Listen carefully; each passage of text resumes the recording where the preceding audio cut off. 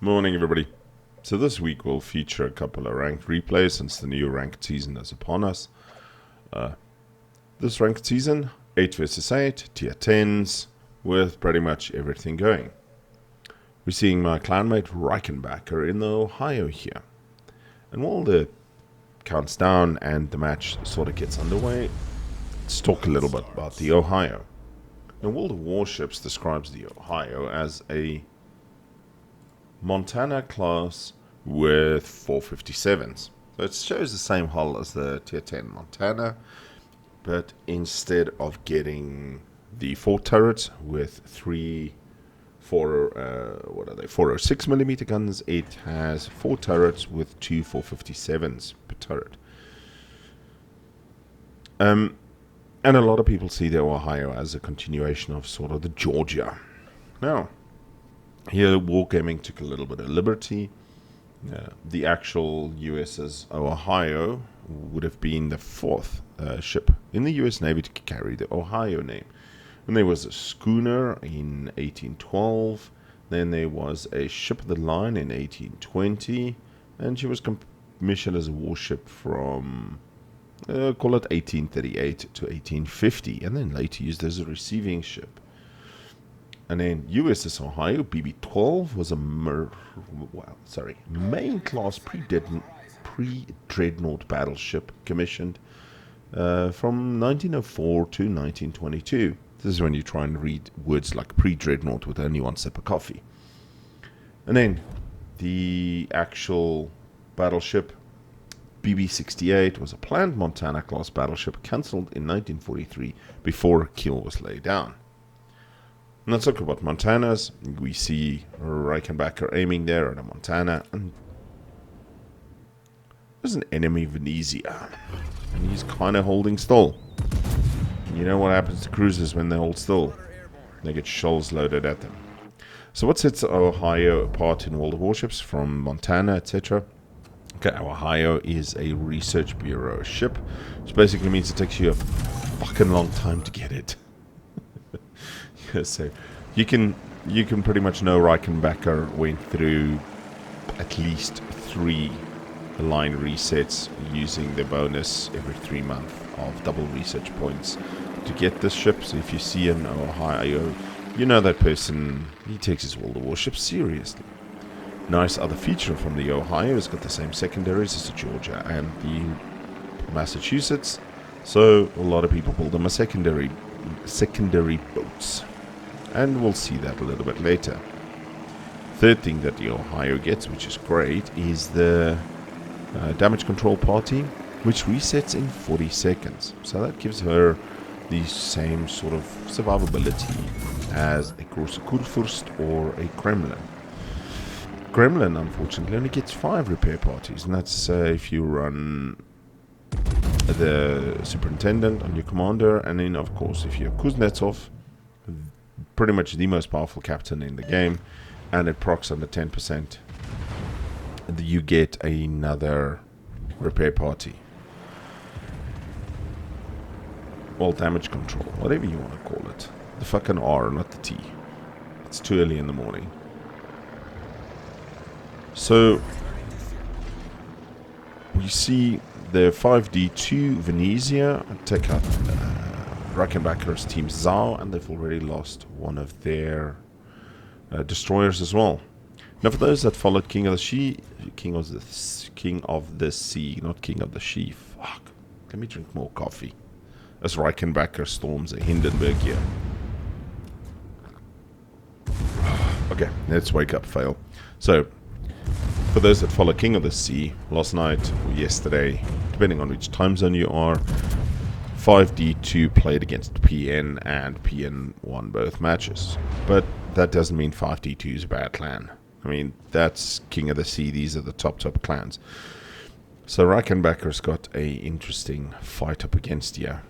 He is taking a seriously sketchy route through the islands here. It's not the route I would take, but the man is obviously a way better player than I am. And a way better player than that Montana, because there is a Montana broadside And he chunks Reichenbacker for 5k. And he is sitting virtually still. Broadside. To 8 for 57 guns. Yeah, 24,000 damage gone. Don't do that. Montana, don't sit broadside. So he trades 7,000 for 24,000 with Reichenbacker. And now he's slowing down. What are you doing? You muppet! What are you doing? Oh, speedy death pylons from the daring incoming as Reichenbacker scores another 3 penetrations in the Citadel. And he eats another 5,000, 3,000. He's taking a bit of damage here. Now this is arms race and he can repair a lot of that back up. And this Montana has finally decided that maybe he should use his W key to get the fuck out of Dodge as he eats another Citadel. He's on 4,700 health. Reichenbacker literally took most of that Montana's health there. So daring in smoke, shooting at Reichenbacker, and he's not seeing the Venezia sneaking up on him. And the Venezia just puts a torpedo into him and says to him, bye-bye. Bye-bye now. Back to port. Now the Venezia is from RNG clan, also not a bad clan at all. And we see in Hindenburg here, and this Hindi is way too close to a Venezia and to an Ohio for his own safety.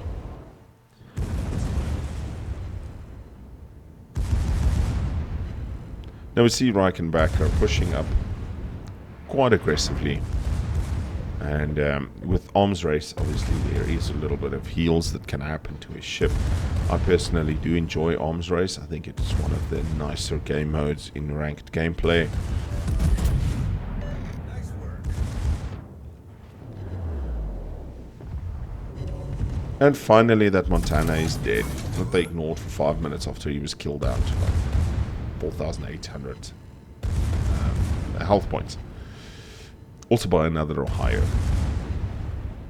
So this Hindenburg is obviously fleeing. Secondaries, primary guns, everything is going for him.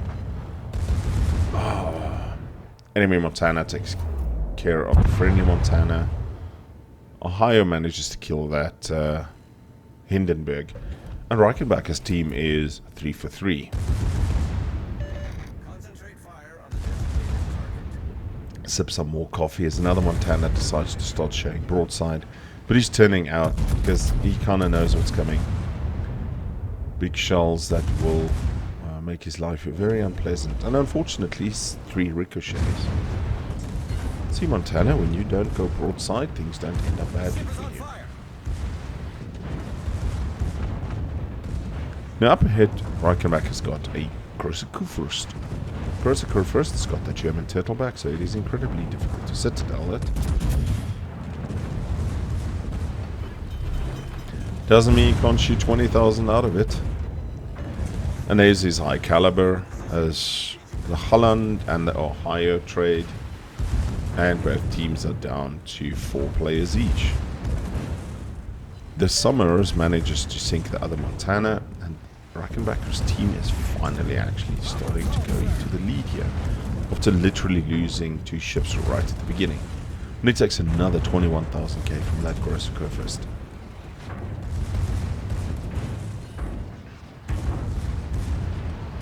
The ship is on fire. Unfortunately, the gross Kurfürst is sailing straight into a crossfire between a Des Moines, Venezia, and obviously, this is another 11,000, and obviously the Ohio here. So with the Des Moines, I don't think the Summers will be shooting at him, but with the Des Moines, Venezia, and the Ohio here shooting at him. And Reichenbacker gets a heal off in the nick of time, and obviously with arms race, and then it gets the kill on the Kurfürst. And it's 2-4. And it looks like they might just snatch victory from the jaws of defeat here.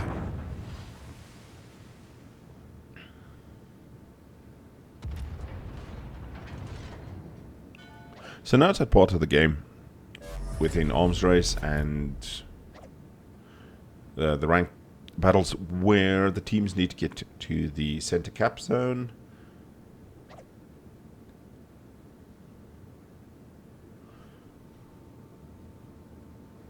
Summers has sent out a bunch of torpedoes. And he's got F1 Toaster accompanying him here. Oh, some of the usernames in this game. So he's spotted, and that can only be the Venezia.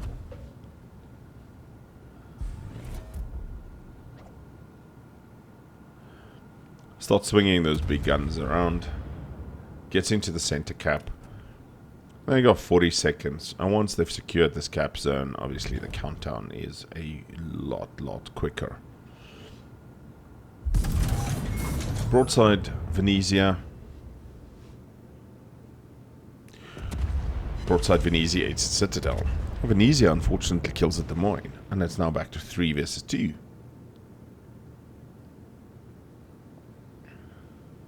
That was a great battle.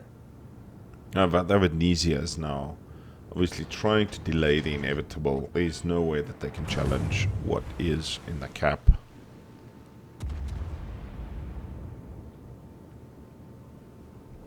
Oh, almost finished my cup of coffee during this voiceover here. Reichenbacher now turns his attention and turns his ship towards the Venezia.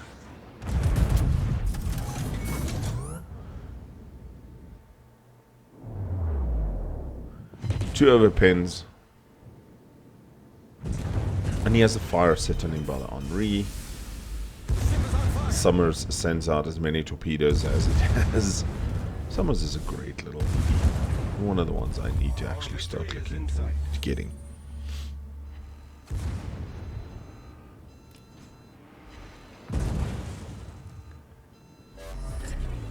Problem solved, sir. And obviously with the A cap now secured, the timer you'll see at the top runs every couple of seconds, 10 points.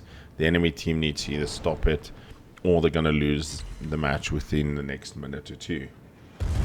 So the Henry comes in and Reichenbacher continues to shoot. I probably should have gone dark there, but I know the match is pretty much won. Takes a salvo at the Henry. Oof, Henry only eats one. Or how are you supposed to pronounce it? Henri, not Henry. Henri.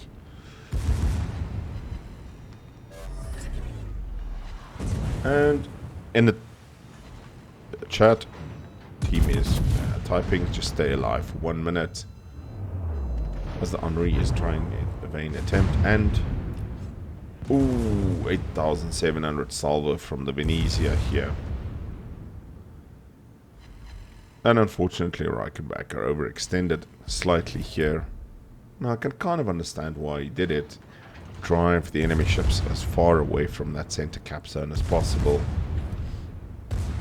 But when he goes down, he is going to cost his team a few points. So the team's down to 900 cap points with an Henri now blocking the progress of the cap points. There's a brave play by Lord Frostyhawk there. This is Summer sends torpedoes to Lord Frostyhawk.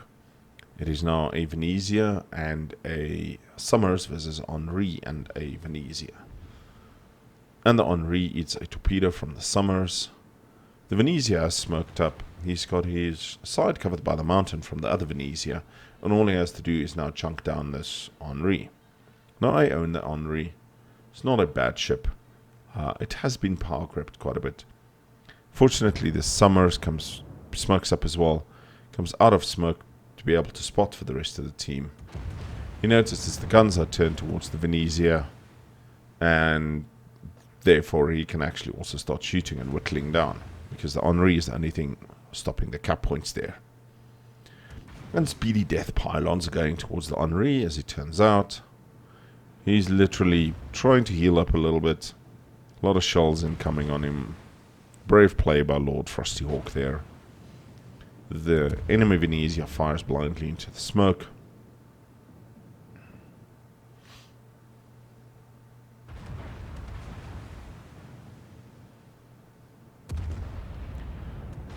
And Henri is doing a valiant stand. F1 toaster gets him. And the countdown is about to complete. Battle ends in 5 minutes. And there we go. Boom. Match is won. Now if we look at the after-match stats, you can see Reichenbacker did 256,900 damage. Called it 257,000 damage. Managed 1 kill, over 200 secondaries, 4 citadels, multiple fires, and they got high caliber. Amazing, amazing Ohio game. But thanks for sending it in. Everybody, I hope you enjoy this replay. Tomorrow we'll have another ranked replay if all goes well. And yeah, enjoy the day. We'll speak soon. Take care. Cheers.